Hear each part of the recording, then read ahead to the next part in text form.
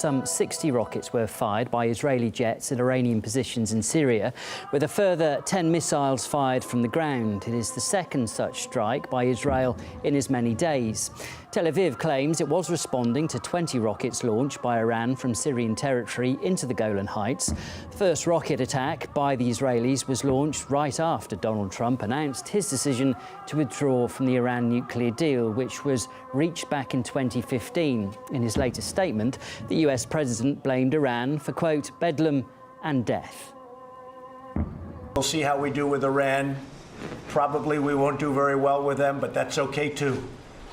They've got to understand life, because I don't think they do understand life. If you look at what's happening in the Middle East with Syria, with Yemen, with all of the places they're involved, it's bedlam and death, and we can't allow that to happen.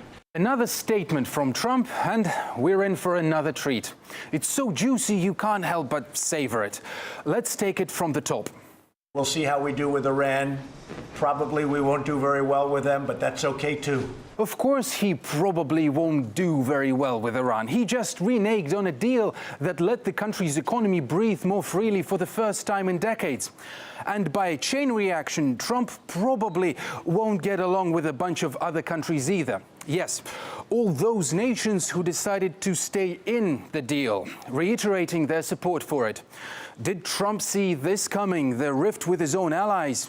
Probably the answer doesn't matter that much. After all, the America First mantra got Trump elected. And if you don't get it, you're in for a life lesson. They've got to understand life, because I don't think they do understand life. Wikipedia has a whole article on American exceptionalism, and this tirade could very well add a section to it. We get it, Mr. Trump. You say understand life. We here understand how America wants it. And roll over and play. And here's why, according to Trump, everyone should be on board with his Iran decision. If you look at what's happening in the Middle East with Syria, with Yemen, with all of the places they're involved, it's bedlam and death, and we can't allow that to happen. What a set of arguments. Apparently, it's okay to support Saudi Arabia in their bombings of Yemen, a deadly campaign that resulted in the world's worst man-made humanitarian crisis. All courtesy of American weapons, American logistical support, and American intelligence. And with Syria, I must have missed the moment when Iran joined the US in sending money and weapons to jihadist armed groups seeking regime change. Trump has laid out a list of demands to Iran. Most notably, he called on Tehran to drop the, quote, quest to destroy Israel, an explicit indicator of who Trump's trying to court here. And this is how Iran feels about Trump's move.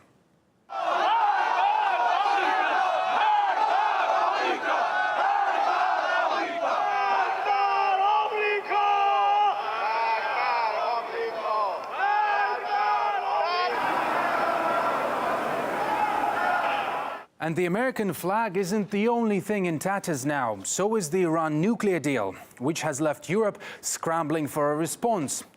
One thing is clear, though. They won't be taking a leaf out of Donald's out of the deal. OK, well, let's discuss the issue now with Joshua Landis. He's director of the Centre of Middle East Studies at the University of Oklahoma, and he's with us now. Joshua, good afternoon. Let's just start with those comments from Trump blaming Iran for havoc in the Middle East. Trump's critics say that's actually a bit rich. What do you make of it?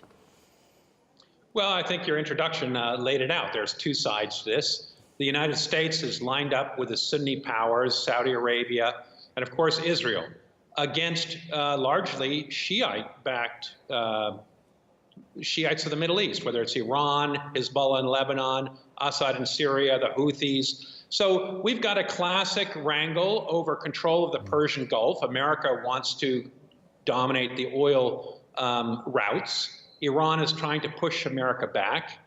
And this has left a big open space, of course, for Russia, which has been able to side with Iran and the Shiites against the American-backed Sunni powers. And it's opened the door for Russia to make a very important comeback in the Middle East.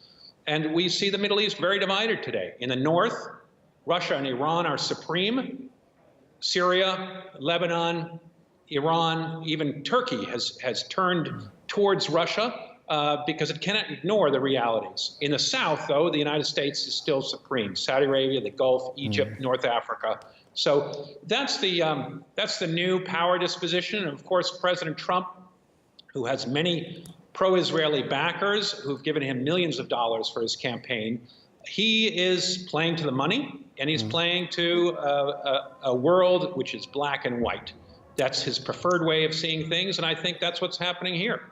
So what's the next development then, Joshua? If everybody's vying for position in the Middle East, I mean, are you expecting greater tension then in Syria and an escalation of the war there?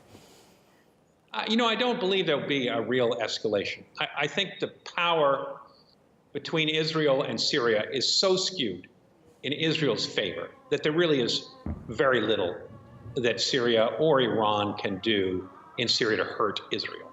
We just have seen over the last few months a number of attempts by Israel and Iran, by Syria and Iran to change the balance of power slightly in their favor, shooting down an Israeli drone, for example. But Israel has proven that it dominates the skies. It dominates technology. It can destroy most anything it wants to in Syria, and it has done it. And that's what we've seen recently here is a 1-2 punch.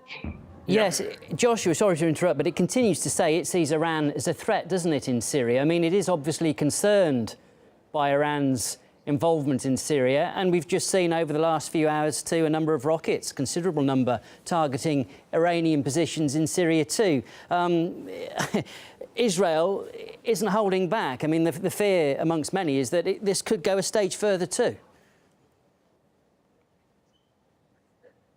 Well, yes, you're right. You know, Israel is anxious, clearly, but I think the rhetoric is much more expresses much more anxiety than there really needs to be. Let's put it that way, because Israel is a very dominant power here. Yes, Iran has established itself in Syria, has brought back Assad, has won a very important war. And I think that Iran sees its role as consolidating its control over Syria. That is not good for Israel in the long run. On the other hand, Israel has just carried off a major coup, which is to get the United States to rip up the Iran deal. That's going to make Iran poorer. It's going to make it much more difficult for all countries to have banking relations and to invest in Iran. They'll probably go ahead and find ways around it, but it will dampen the ardor for investing in Iran. It'll make Iranians poorer. That's good for Israel. It's good for Saudi Arabia. As long as Iran is poor, from their perspective, it can't fight wars and supply its allies in the Middle East with as much money. And for them, that's a win. And I think that Israel is cherishing that win today. It's given this 1-2 punch. It's shown that it can bomb anything it wants to. Yes, Iran has responded with 10 missiles, which didn't hit very much. Israel has said, if we feel a little bit of rain, we are going to have a thunderstorm in Syria.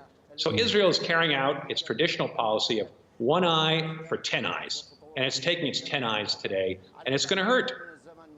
Joshua, very interesting. Good to talk to you. We have to leave it there. That was Joshua Landis, Director at the Centre of Middle East Studies at the University of Oklahoma. Thanks very much. Pleasure.